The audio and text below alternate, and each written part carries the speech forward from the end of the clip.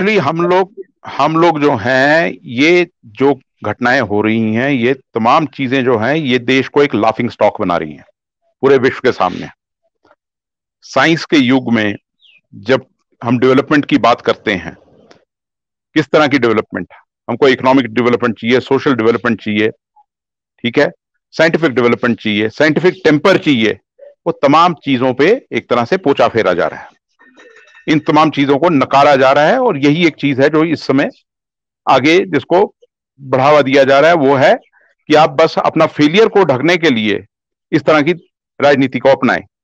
और जो ये लोग हैं, आप देखिए ना, इनके जो फुट सोल्जर्स हैं, जो ये हल्ला मचाते हैं, चाहे वो मीडिया में हो, चाहे वो लोग जो जाके नारेबाजी करते हैं, चाहे वो लोग जो जाके दंगा भड़काने का काम करते हैं, ये जो फुट सोल्जर्स हैं, ये एक लंपन एलिमेंट है।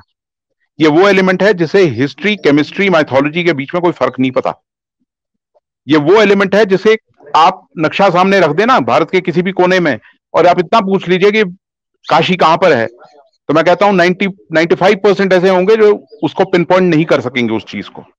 ये वो लोग हैं केवल और केवल जो व्हाट्सएप पे दुनिया जहान की बकवास सुनकर अब लोगों में अब उन्माद फैलाने की कोशिश कर रहे हैं। तो माहौल सीधा सीधा यही है कि आप हर फ्रंट पे जब सरकार फेल होती है, तो उसके जो ये जो फुट सोल्जर्स कह लीजिए, या जो बाकी जो उससे कनेक्टेड ऑर्गेनाइजेशंस है, वो ये हरकतें करती हैं। और फेलियर्स कहां नहीं नजर आ रहे। हरिकेश भाई ने बताया कि आपका डॉलर की क्या हालत है, रुपए की क्या हालत है, बेरोजगारी की क्या हालत है, हम सबको पता है, महंगाई कहां जा रही है, हम सबको पता है, हमारे हेल्थ सिस्टम किस तरीके से एक्सपोज हुआ कोरोना काल में। डब्ल्यूएचओ की फिगर्स और हमारे देश की दी गई फिगर्स के बीच में कितनी डिस्पैरिटी है, उसको ही आप ले लीजिए, तो आपको सब पता लगता है कि ये कितनी बुरी तरीके से एक्सपोज हुई हुई चीजें हैं। पर क्योंकि आम आदमी इन चीजों से वाबस्ता ना हो, उसका कुछ ताल्लुक ना रहे, तो उसे इस तरह की अफीम चटाई जाओ। बात ये, दुख की बात यह है कि ज्यादातर लोग इस तरह के झांसे में अभी तक आ रहे हैं, अभी भी आ रहे हैं। पर सवाल वही उठता है कि कब तक। अच्छा, रही बात हिस्ट्री की, जिसके बारे में हरिकेश भाई ने काफी डिटेल में बात की, तो हिस्ट्री देखिए, हिस्ट्री में अलग अलग काल आए हैं, सबके कॉन्ट्रीब्यूशंस भी रहे हैं, और जिस तरह इन्होंने कहा कि भाई राजा जो है वो तमाम तरह के रहे हैं।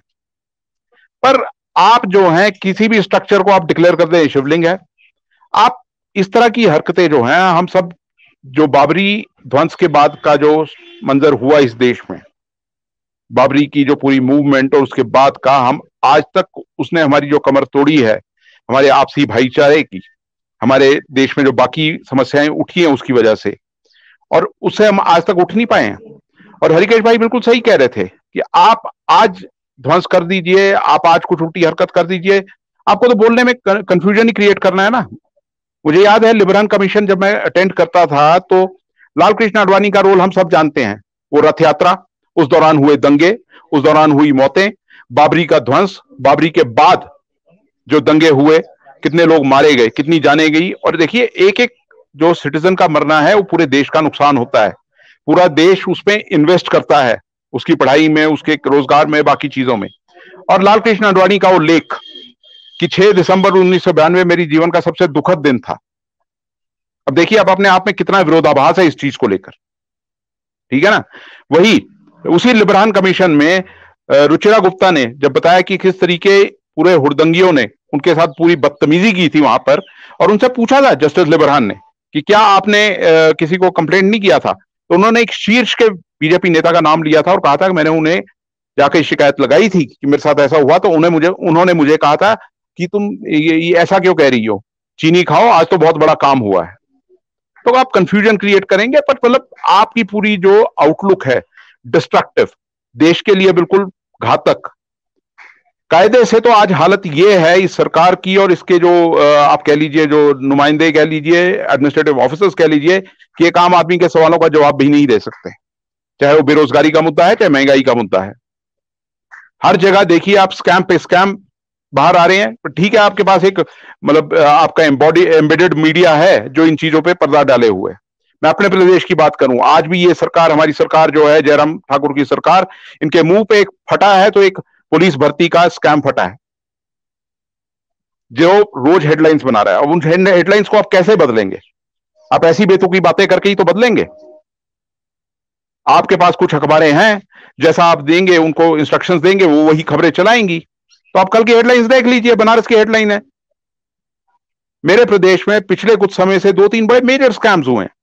सैनिटाइजर्स का स्कैम हुआ, मतलब आप ये सोचिए कि जब लोग मर रहे थे तो यहां नेता उन सैनिटाइजर्स की भी धांधली करके, मैं तो कहूंगा सैनिटाइजर पी करके लोगों की, मतलब एक तरह से लोगों की पूरी मजाक बना रहे थे इंसानियत का।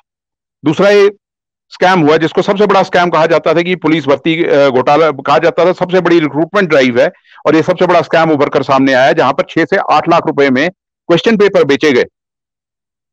ठीक है, इसी प्रदेश में कुछ समय पहले प्राइवेट यूनिवर्सिटीज का हम सब जानते हैं किस तरीके उनको बढ़ावा दिया गया, और उन्हीं यूनिवर्सिटीज में एक बड़ा फेक डिग्री स्कैंडल सामने आया।